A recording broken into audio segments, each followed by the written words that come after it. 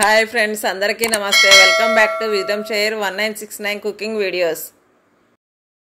ఈరోజు మనము ఈ వీడియోలో ఆలూ పరోటాని దీని కాంబినేషన్గా పెరుగు చట్నీని తయారు చేసే విధానాన్ని చూద్దాము. ముందుగా ఒక కుక్కర్ తీసుకొని దీంట్లోకి 2 శుభ్రంగా వాష్ చేసిన బంగాళదుంపలు పెట్టుకొని బంగాళదుంపలు మునగా వాటర్ పోసి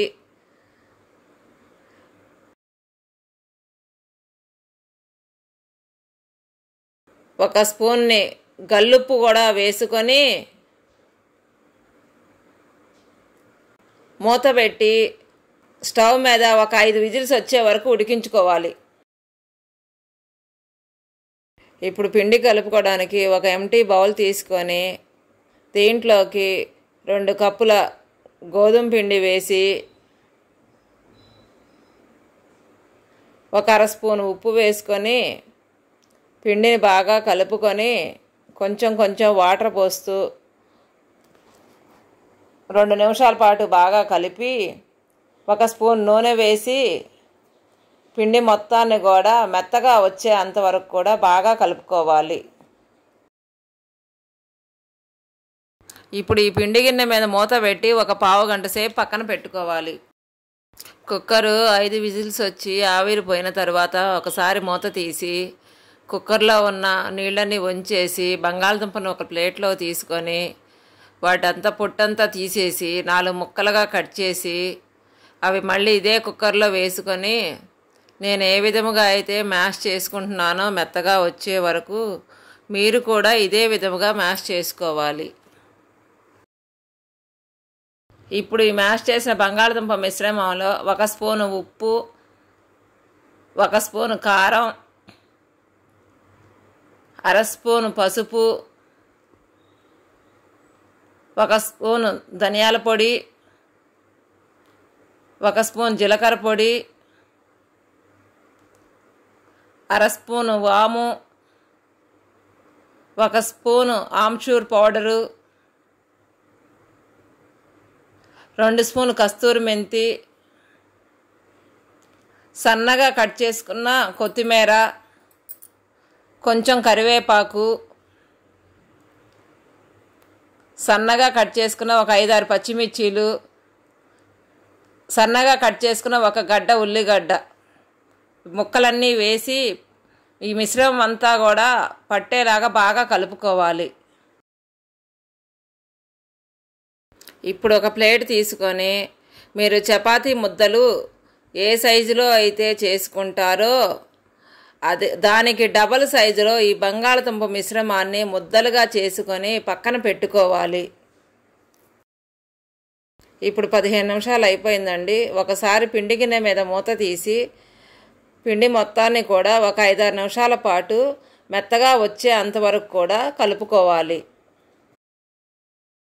ఇప్పుడు పిండిని ఒక చిన్న ముద్దలా చేసుకొని ఒకరో పొడిపిండి జల్లి ఈ ముద్దని పొడిపిండి మీద పెట్టి చపాతీలాగా పాముకొని మనం ముందుగా బంగాళదుంప మిశ్రమాన్ని ముద్దలుగా చేసుకున్నామో ఆ ముద్దని దీని మీద పెట్టి నేను ఏ విధముగా అయితే మడుస్తున్నానో మీరు కూడా అదే విధముగా మడిచి దీనిని మళ్ళీ కొంచెం పొడిపిండి చల్లుకొని చపాతీలాగా పాముకోవాలి. ఇప్పుడు మిగతా పిండిని కూడా చిన్న ముద్దలుగా చేసుకొని చపాతీలాగా పాముకొని దీని మీద బంగాళదుంప ముద్దలను పెట్టుకొని నేను చూపిస్తున్న విధముగా చపాతీని మడుచుకొని ఆలూ పరోటాల్లాగా పాముకొని పక్కన పెట్టుకోవాలి.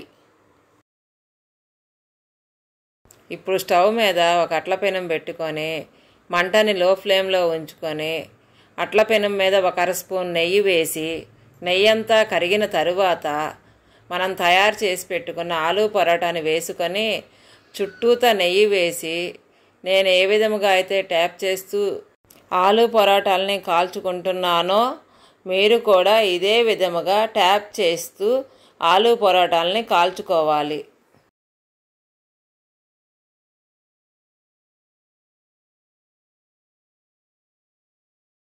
ఇప్పుడు మనము ఇంకొక ఆలూ పరోటాని కూడా ఇదే విధముగా ట్యాప్ చేస్తూ కాల్చుకుందాము.